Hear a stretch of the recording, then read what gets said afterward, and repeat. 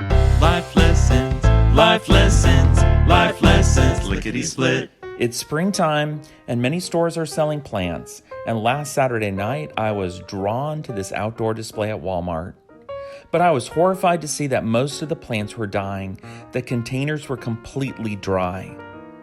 But what could I do? They weren't my responsibility.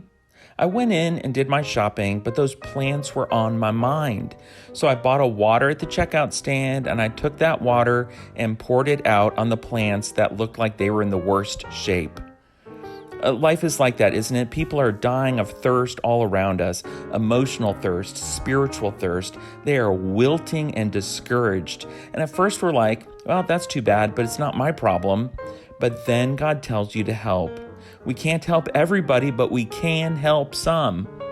Who is that in your life? Who is God asking you to water today?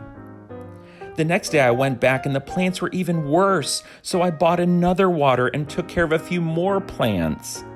You know, once you start the ministry of encouragement, chances are pretty high God is going to say, hey, you can do more than that, can't you? Then I went by the display yet a third time. I couldn't get those plants off my mind.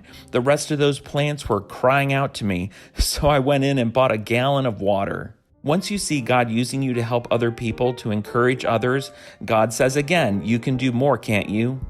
Yeah, it will stretch you, but it's the best feeling in the world to have God use you in the life of someone else with encouraging words and kindness and empathy. These are powerful and refreshing acts of love.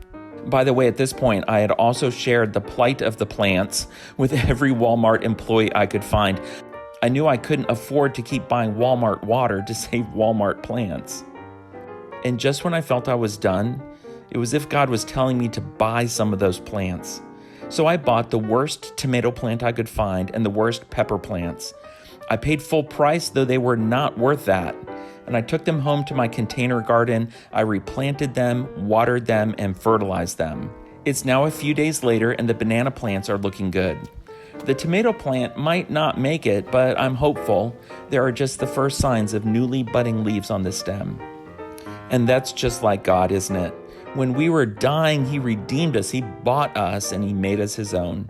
He paid far more for us than we were worth. But for some crazy reason, He loved us and wanted to take care of us. Jesus said it this way, those who drink the water I give will never be thirsty again. It becomes a fresh, bubbling spring within them, giving them eternal life. John 4:14. That's what we have when we trust in Jesus. And that's today's Life lessons, life lessons, life lessons, lickety-split.